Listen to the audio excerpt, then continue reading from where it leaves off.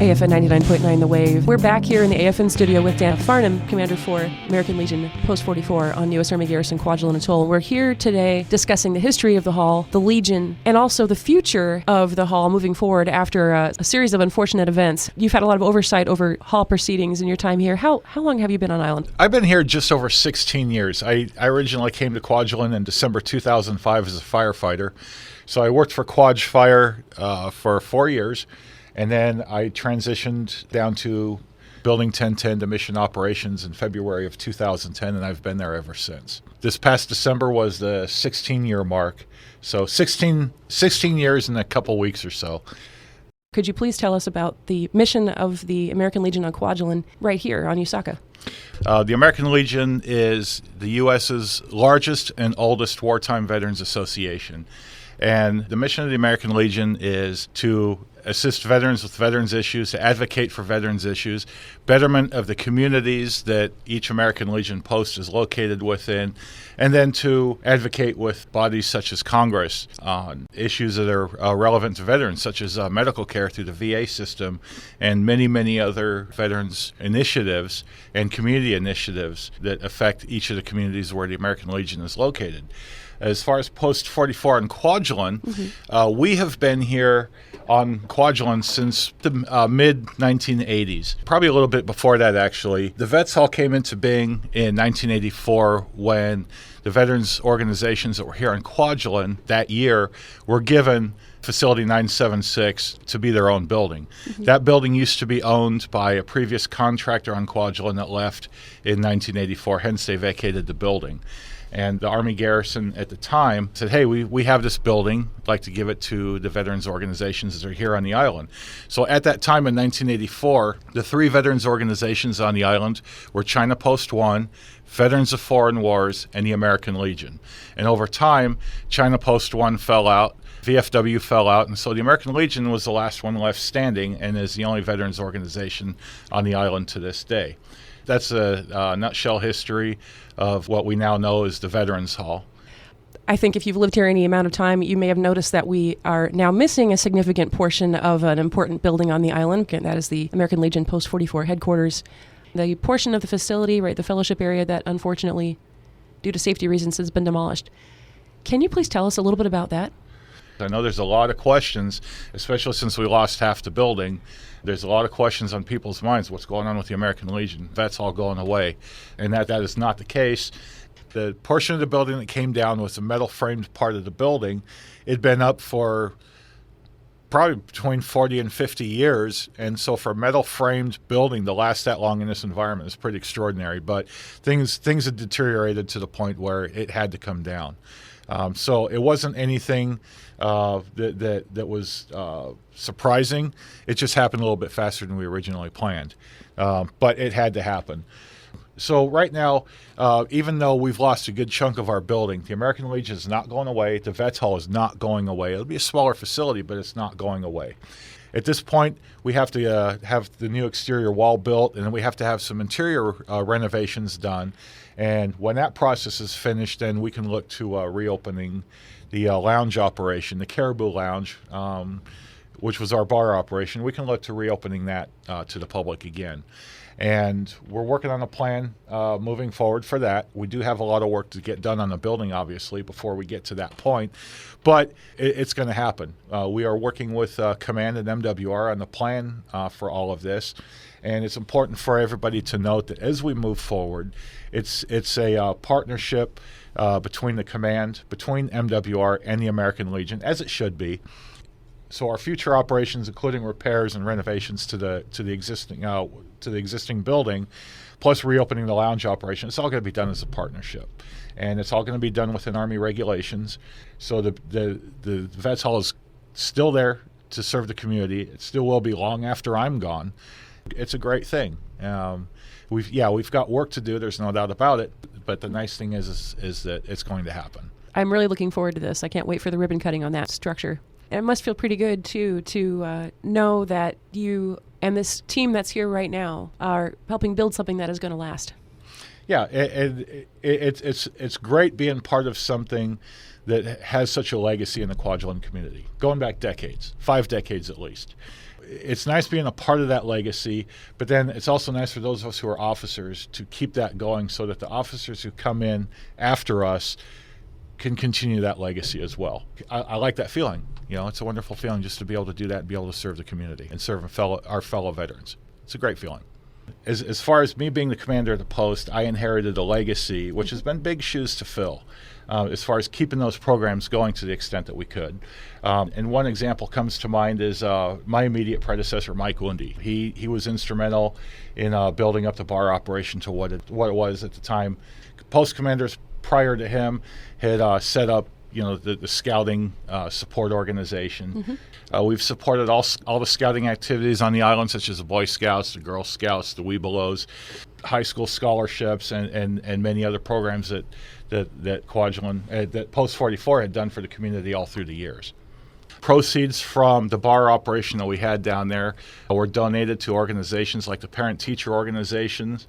We used to run numerous fundraisers down there to support community members in times of emergency. And so at those events, we raised anywhere between $7,000 and $15,000 per event. And we had numerous community endeavors.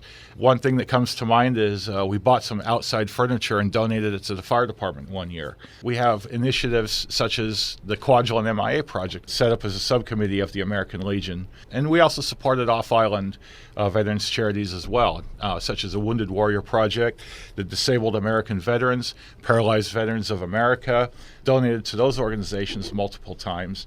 And we would help from time to time posts in the States with things like disaster recovery. But our main focus for what we were doing was right here within the Kwajalein community to help better the community. If I gave the full list, we'd be here for an hour and your listeners would be asleep if they're not already. Despite what the hall looks like right now, it will be repaired, and we're going to continue that. And we're still here, and we're still part of the community, and we still are a place where veterans and their guests can go. In your tenure here, we can say that Vets-All has helped contribute in a very important way. I would like to hear about the initiatives and missions that the post has undertaken. I've been the commander of the American Legion for 4.5 years. I'd seen email traffic and heard discussion about trying to stand up a post on Majuro. And so that had been an effort that had gotten the attention of like the VA hospital in Manila. There was people there that were talking to me about it and said, hey, the veterans on Majuro want to stand up their own post there. And so this is something that they'd been working on and for a number of years. Post 44, our post here on Kwajalein, got involved with that effort. And it was a partnership with the Majuro veterans, the U.S. Embassy on Majuro, and Post 44, as well as many other people. And in December of 2020, myself and 2 other post officers, Vice Commander Mike Winks and Finance Officer Mike Hodges, traveled with command staff to Majuro, and we had the pleasure of standing up new Post 22, returning veterans of Majuro. And we had a very nice ceremony, really great to help stand up that post. So that's one example of how Post 44 reaches out into the broader Pacific region. We have veterans in COFA states. COFA stands for Compact of Free Association. We have members in COFA states in places like Koh Sarai, Ponape, Chuuk, American Samoa, veterans there who have served in the U.S. military, and maybe through their service in the military, some of them have gotten disabled or injured at to some extent, and so they're dependent on medications to help deal with their post-service injuries or whatever. We've actually lent our support and our voice to an effort to get a couple of regulations put in place that would allow those veterans to get those medications directly without having to fly, or be reliant on friends in either Guam or Hawaii to mail their stuff to them, because sometimes people move. So that's one example of things that Post 44 is involved with in the wider Pacific region and outside of Kwajalein. Again, most of our stuff is focused here on Kwajalein within our home community, but we also branch out a bit as well. I'm so glad to hear this. I think, sometimes tend to overlook the fact that we are part of a greater extended community. of folks who have served out in this region, and then the ability to get more services out here for these people is terribly important. A lot of good folks out here in the Indo-Pacific region. It's good to know that they're being fully supported and that they're receiving the benefits that they're due. Absolutely, and we're happy to lend our voice to helping them as well, because they're fellow veterans. They served in the U.S. military as well. Just within the last couple weeks, I got word that there's a group in American Samoa. They're trying to form an American Legion post. They heard about what Post 44 did to help stand up the Majuro post. And so they've reached out to Post 44 asking for advice on how to stand up a post. We do have a reach within the wider Pacific region, and it's great for us because, we are here to help our veterans. We, like I said, we've got some work ahead. The command here and MWR and the American Legion are partnering together to set the path forward. And again, we'll be within Army regulations, and it'll be a partnership with all three entities. And to me, that's a beautiful thing, because that's the only way it should be, where you have a veterans service organization on an installation working in partnership with the installation in MWR. That's the only way it should be. That's what we're going to be, and it'll be beautiful when it's back. So I like to hopefully think we'll be back and better than ever, because we'll be in a fixed facility that is not in danger of falling down anytime soon. And so, yeah, we'll be better. We'll be back and better than before. What are some of your other wonderful experiences that you'd like to share? That would be too many to list, because as a commander of the American Legion here, especially back when the bar operation was still going, we'd have events there quite frequently. We had the bingo, we had the Quizzo nights, we had live music, we had the holiday parties, and I really can't put my finger on any specific one that's my fondest, because I always took pleasure in seeing joy that people had when they were down there, be it, these days when they're down there playing Bago, or when the place was in full operation, the live music events and whatnot. And I guess that if I had to put my finger on anything, it would be a couple of the different nights when we had live music. We had outside bands from Kwajalein come in and play. And I just kind of remember standing at the back and watching Danny Barthel, with his sound gear. He had a soundboard set up. And was running the sound, the sound gear for these bands. And for some reason that just sticks in my head. But really, it's when you look at the entire package and see how the place succeeds, that's really rewarding as not only a Legion officer, but as a Legion member, because you want to see the place that you really care for succeed. Absolutely. Thank you so much for coming in to speak with us today. Absolutely. It's important we understand that this place has had a profound and vital impact on the community. It has really helped make hundreds of, dare I say, thousands, lives better.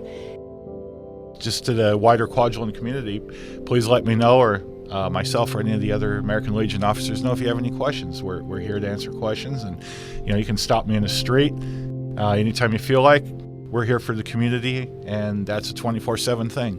So thank you, Jessica. Fantastic. Thank you. You've just heard Dan Farnham, Post Commander for American Legion Post 44 on U.S. Army Garrison-Kwajalein Atoll. This is AFN 99.9.